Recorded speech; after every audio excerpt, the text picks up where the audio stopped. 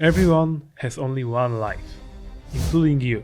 That's exactly why you should live it your way, the way you want, a life of freedom. Doesn't it sound great? A life of freedom, your life. Not your parents' life, not the government's life, not the social norms' life. Your life. To achieve it, you need to overcome your fears. And I will gladly help you with that, both here on this channel for free and in our community when you can talk to me directly. By watching this video, you will be one step closer towards this life of freedom. So let's define the so-called life of freedom, because there is no point in talking about something with no definition. What I see as a life of freedom is a life when you can live free from judgment, from people's expectations, and especially free from fears. It is living a life your way, not being afraid to do what you want. And by telling what you want, I don't mean playing 8 hours of video games a day or eating tons of junk food. A fear-proof, free man knows what is good for him, and his desire really greatly differ from those of a typical consumer. What I mean by telling things you want, I mean disagreeing to a request you don't want to do, trying new things, and not being bothered by social norms or people's expectations. This is a true life of freedom. And if you are interested in that life, because you can achieve it, watch this video till the end. Sadly, there are two great barriers you need to overcome to get this life of freedom for yourself. One is called people expectations, and the other is social norms. So let's start with people's expectations. What you need to understand is that everyone you know, everyone who knows you, and even those who seen you just once, have a different version of you in their heads. And those versions can be totally opposite.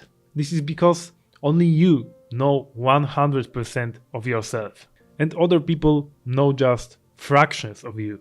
And the rest, they make it up in their heads. Rest is up to their imagination. That's why different people have different opinions and different expectations out of you. And those expectations is a kind of a double-edged sword, I would say. Because if they align with your goal, they will be like the strongest motivation you can get. If your parents want you to become a lawyer or a doctor, and you also want to become a lawyer or a doctor because you want to save people or you want to help people in court, your parents will give you enormous amount of support that will carry you through all the university and beyond. It will be a fuel to your success, believe me. But sadly, when those expectations are opposite of your dream, then you may experience a hell on earth. If your parents want you to study law, but you want to, for example, be a pro guitarist, and this is what you put your resources into, this is who you want to be, your parents will be mad. And parents choosing a career path to their children is the most vivid example of these expectations. So that will be the point I will focus on, at least in my life and life of people I know, people around me. I know how much parents will push their own expectations to their children. Your parents, my parents, like our parents, push their own ambitions, their own dreams to you, their own way of life to you. Often just straight up blackmailing you that if you don't do what they want, they will cut your financial support or even some worse. Parents hate when you oppose them. I mean bad parents. Good parents know that if you oppose them that you are doing good because you are going through life your way. But good parents are a scarcity, I guess. But every time this happens, every time your parents will try to push their own dreams onto you, remember one thing. They had their own chance. They lived their life already. They had a chance to become doctors. They had a chance to become lawyers, to get a degree, to end university, to work for a big corporation, but they chose a different way of life. So they don't have any reason any right to push those dreams onto you, to push their own unmet dreams onto you. This is your life, not theirs, and you don't have any reason to listen to them. And I mean, being grateful to your parents is great. It would probably fuel you mentally too, but being grateful and being blindly obedient to them is two different things. So try to disagree with your parents and try to live a life your way. And I mean, don't just parents, but I am talking about parents in this example. And I can guarantee you, you will live unscathed. You may lose something, like financial support, for example, which may be a huge setback. But you can always get a part-time job and just make money for yourself. People are working to get paid so they can live. And while you are working, you can also focus on the thing you want to do. If you want to start a business, do it before your work or after your work or on the weekends. I know it will be less time than if you would get money from your parents, but then you would have to go to the work you don't like or the university you don't really want to go, and your dream would be wasted. Your life would be wasted. It's better to waste a part of your life working a part-time job than wasting all of your life going into the direction you don't really want to.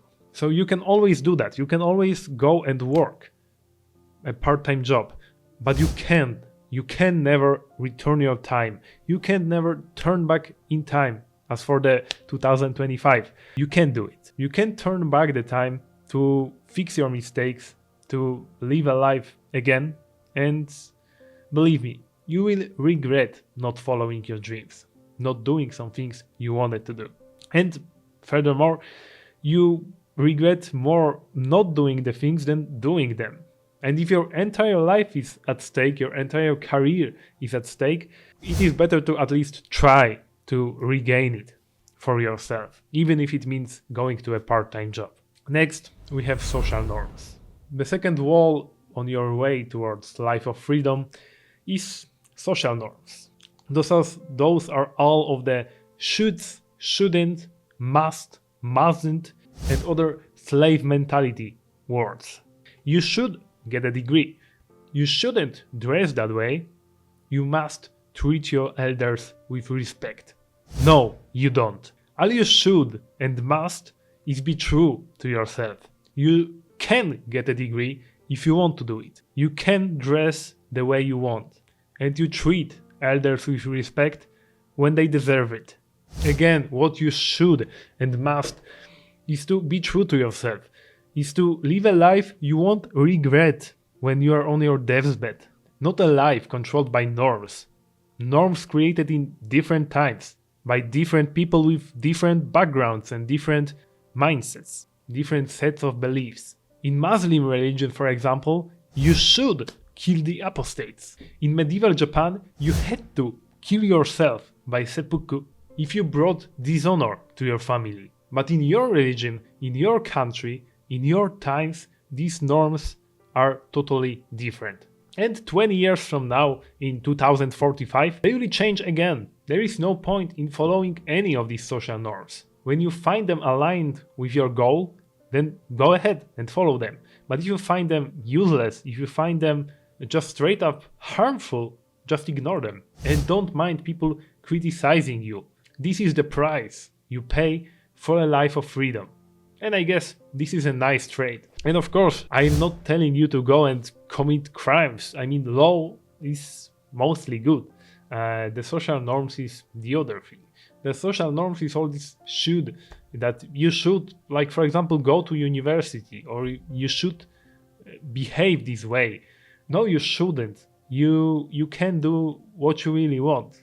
No one will stop you. People will give you a side eye, but as I said, it is a nice price for living a life your way. I was always some kind of an outcast in my school life, and even now I am doing things differently. I have kind of a controversial thoughts in my head that I like to share with other people, and I often get a side eye or someone criticizing me, but I am doing what I really want. I am living a life I want, and that's why I am really happy right now.